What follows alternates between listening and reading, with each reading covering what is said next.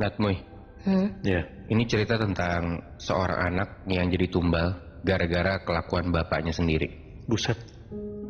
Jadi ini kejadiannya ke satu orang cewek yang namanya kita sebut aja Tania ya. Oke. Ini namanya gue ganti by the way. Dia tinggal di Kalimantan Tengah, Palangkaraya, di kota gitu. Dan kejadiannya itu baru banget, tahun 2023 bulan Oktober. Bahkan belum setahun nih kejadiannya ya. Dia masih kelas 3 SMK waktu itu.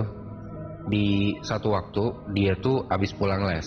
Sore-sore dia mau nongkrong dulu di rumah temannya. Oke. Waktu udah mau maghrib, karena hujan dia neduh dulu tuh sampai jam 7:30 malam. Sedangkan teman-teman yang lain itu udah pada mulai nongkrong dari sore. Hujan udah reda, Tania bawa motor ke tempat temannya ini. Dia nggak ngebut di situ tuh di 7:30 malam itu. Di satu jalan depan Tania tuh ada truk gede yang bawa pasir gitu. Kebayang gak sih? Bisa truk gede gitu ya. Ngerti. Di satu tikungan si Tania ini pengen nyelip si truk ini, pengen dahuluin. Dan akhirnya kecelakaan lah. Motornya Tania ini masuk ke bawah truk itu dan badan dia tuh keseret di bawah truk ini. Allah Akbar. Tapi nggak tahu gimana caranya, Natmoy, gue nggak ngerti juga. Untungnya si Tania ini nggak kelindes. Oke. Padahal badannya tuh udah di bawah truk gitu. Jadi agak-agak tipis, agak-agak ajaib juga gitu ya. Dan karena jalanan sepi, jadi nggak ada nih yang nolongin si Tania ini. Adalah 2 kali bahkan mobil polisi lewat, tapi nggak berhenti. Jalan terus aja gitu. Tania nggak ditolongin. Gue nggak tahu apakah emang nggak lihat atau gimana ya. Tania udah nggak punya tenaga lagi buat teriak minta tolong. Dia cuma bisa pasrah aja, berdoa dalam hati. Tuhan tolong saya, tolong saya. Gak berselang lama, untung banget tiba-tiba ada 2 mobil yang berhenti buat nolongin si Tania ini. Tania dibantuin, dia duduk dan ditanya sana sini gitu ya, ada keluarga nggak yang bisa dihubungin. Si Tania bilang ada. Tania telepon lah bokap nyokapnya. Nah, bokap nyokapnya Tania ini sebenarnya nggak tinggal barengan sama dia.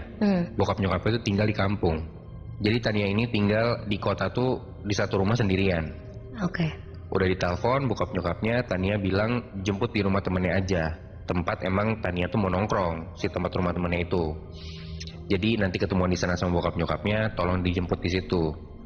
Nah, gue nggak tahu ya kampungnya tuh jauh atau enggak dari kota itu, tapi mungkin ketimbang nunggu 30 menitan untuk bokap nyokapnya datang di TKP kecelakaan itu, ya dia mending istirahat aja lah ke tempat temennya sambil nunggu bokap nyokapnya. Ya.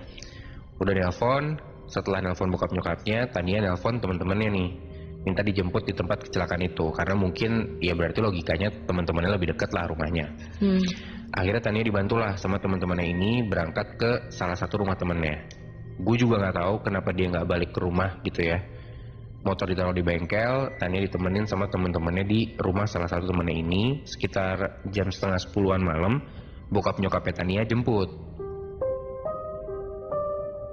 Singkat cerita, Tania pulang ke rumah, beberapa hari dia di rumah aja, udah sembuh gitu ya. Untungnya lukanya nggak gimana-gimana, nggak parah banget, badannya udah enakan. Bokap nyokapnya balik lagi tuh ke kampung. Nah besoknya setelah bokap nyokapnya ini berangkat ke kampung, Tania udah sendiri lagi di rumah. Dia berangkat gereja nih, jam 3 sore baru pulang. Dia lepas baju, cuma pakai tank top doang plus celana pendek. Dia tiduran tuh di ruang tamu sambil main HP. Jam 4:30 sore, Tania ini ngerasa ngantuk. Dia masuk kamar lah, dikunci pintu, lampu dimatiin, dia coba tidur tuh. Nah di sini nih Natmoy, kejadian horornya. Baru tidur 5 menitan, Tania tuh baru nutup mata gitu ya. Dia ngerasa kayak ada yang ngiket tangan dia ke atas gitu. Dia buka mata, pas dia lihat nih, dia tuh nggak ada di atas kasurnya dia. Dia tuh ada di atas meja makan. Dan tangan sama kakinya Tania ini juga diikat. Berarti beneran keikat dong? Beneran keikat. Dia ngelihat dinding sekitar dia tuh bukan putih, karena tadinya tuh cat rumah dia, cat kamar dia tuh putih. Nah, sedangkan dinding yang ada di sekitar dia itu tuh warnanya merah darah. Yang lebih gokilnya lagi nih ya, Tania ini dikelilingin sama semua setan yang pernah lu tahu. Ada kuyang, kuntilanak, pocong, genderuwo, itu semua ngelilingin dia. Dan ngelihat Tania tuh kayak makanan yang siap disantap gitu loh. Serem banget anjir. Nah tapi yang paling bikin takut nih menurut si Tania, itu tuh ada sosok 2 anak kecil cowok dan 1 anak kecil cewek. Jadi ada 3 ya anak kecil ya. Mereka tuh kayak lompat-lompat kesenangan gitu ngelihat Tania sambil megang garpu. Itu Tania doa-doa di situ.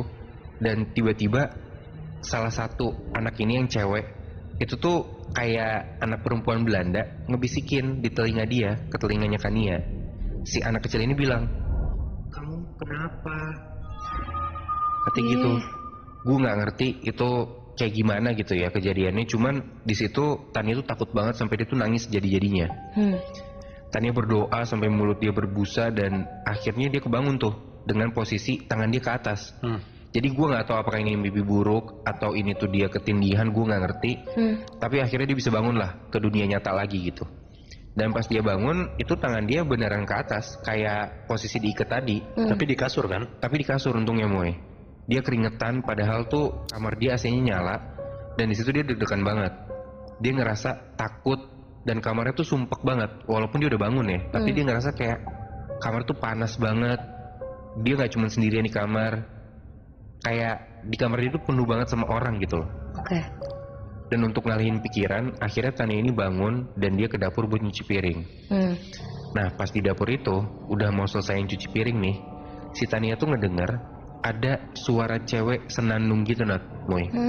Tania matiin tuh kerannya buat mastiin tuh beneran suara dia denger apa enggak. Ternyata abis kerannya dimatiin, bener ada suara senandung itu dari arah kursi meja makannya dia. Nah buat dia ngebuktiin ke orang-orang dan biar dia nggak dikira halu gitu ya, dia rekam lah lewat VN yang langsung dikirim ke WhatsApp gitu loh. Dia rekam, dikirim ke teman-temannya di grup WhatsApp, tapi teman-temannya tuh pas muter nggak denger apa-apa, nggak denger apa yang didengar sama Tania. Direkam lagi tuh sama Tania pakai video. Awalnya cuman buat nangkap suara doang, tapi Tania ini malah ngeliat penampakan di dalam kamarnya dia, Nat, Moy. Ada cewek tinggi besar duduk di atas kasurnya dia. Anjing. Bajunya hitam full sampai kepala kayak pakai tudung pengantin gitu. Kayak lu kalau ngelihat orang-orang di dalam sekte pakai baju yang ketutup semua ada tudungnya, kayak gitu. Abis nangkep penampakan kayak gitu, Tania cabut lah. Dia nginep di rumah temennya. Dia ambil baju seadanya, dia pergi pokoknya. Nah pas Tania ini lagi mau naik ke motornya di luar rumah nih ya, dia nelfon temennya ini. Tapi Tania ngeliat ke arah dalam rumahnya dia, dari jendela kamarnya dia ini, si Tania tuh ngeliat ada 3 orang anak kecil Belanda yang ada di mimpi dia itu. Dan 1 cewek yang pakai baju sekte. Itu ada, dia lihat tuh 4 sosok itu. Muka mereka ini sedih ngeliatin Tania tuh pergi dari rumah. Nah singkat cerita, sampai Tania di rumah temannya ini, ternyata rumah teman tuh rame banget Nat, Moy. Temannya Tania ini kayak kedatangan saudara-saudaranya gitu. Nah karena nggak enak, akhirnya Tania ini ngehubungin pendeta dia. Tania minta nginep di sana gitu ya, sambil nelpon. Dan si pendeta ini ngerasa Tania emang nelponnya tuh dengan suara panik gitu loh. Ya udah pasti lah ya, dia panik.